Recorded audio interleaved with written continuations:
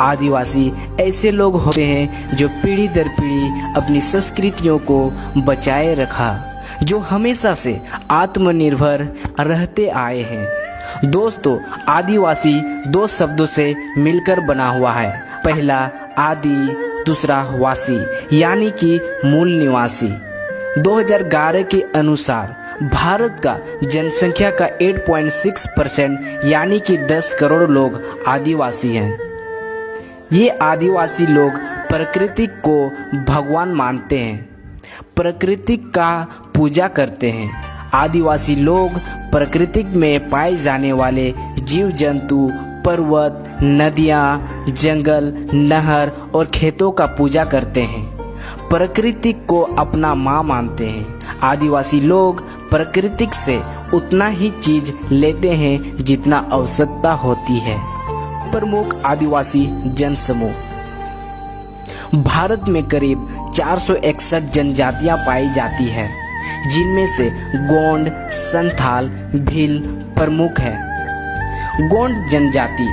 गोंड भारत में एक बड़ी जनजाति है। ये जनजाति 5वीं से 6वीं शताब्दी के दौरान गोदावरी के तट से होकर मध्य क्षेत्र के पहाड़ों पर फैल गई। गोंड जनजाति गोंडी भाषा बोलते हैं, जो कि तेलुगु, कन्नड़, तमिल आदि से संबंधित है। गोंडों का अपना एक प्रदेश था जिसे गोंडवाना कहा जाता था। गोंड आदिवासियों का संस्कृति बेहद ही निराली है। उन्हें अपने रीति रिवाजों पर गर्व है। गोंड जनजाति के प्रमुख व्यक्तियों में दुर्गावती, जिन्होंने अकबर के खिलाफ युद्ध किया। संथाल जनजाति। संथाल अपने आप में एक स्वतंत्र जनजाति है। इस जनजाति के लोग संथाली भाषा बोलते हैं।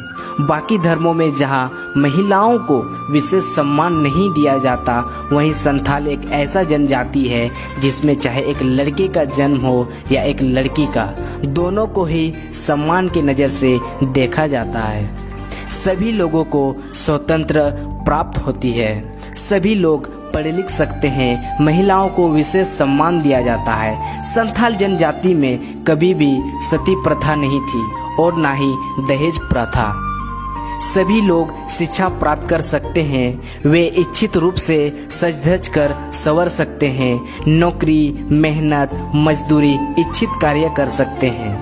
वे संथाल ही लोग थे जिन्होंने आज़ादी का बीज बोया था। संथालों ने अंग्रेजों के खिलाफ सबसे पहले लड़ाई लड़ा था। हालांकि इस बात को कम लोग ही जानते हैं। संथालों ने 1855 में अंग्रेजों के खिलाफ लड़ाई लड़ा था। इस लड़ाई का नेतृत्व सिद्धू कान्हू, चांद भैरव, फूलो झरनों द्वारा किया गया। आदिवासियों का इतिहास। दोस्तों, आपको बता दें कि इतिहासकारों ने आदिवासियों के बारे में बहुत ही कम लिखा है या फिर उनके इतिहास को मिटाया गया है। दोस्तों, आप सबको बता दें कि सच में आदिवासियों का जीवन गर्वशील रहा है। आदिवासी लोग ऐसे लोग होते हैं जो हंसते हंसते सर कटा सकते हैं, परंतु सर झुकाते नहीं। ये इतिहास बताता है।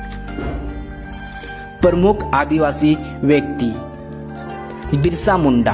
बिरसा मुंडा ने बहुत ही कम उम्र में ब्रिटिशों के खिलाफ लड़ाई लड़ा था।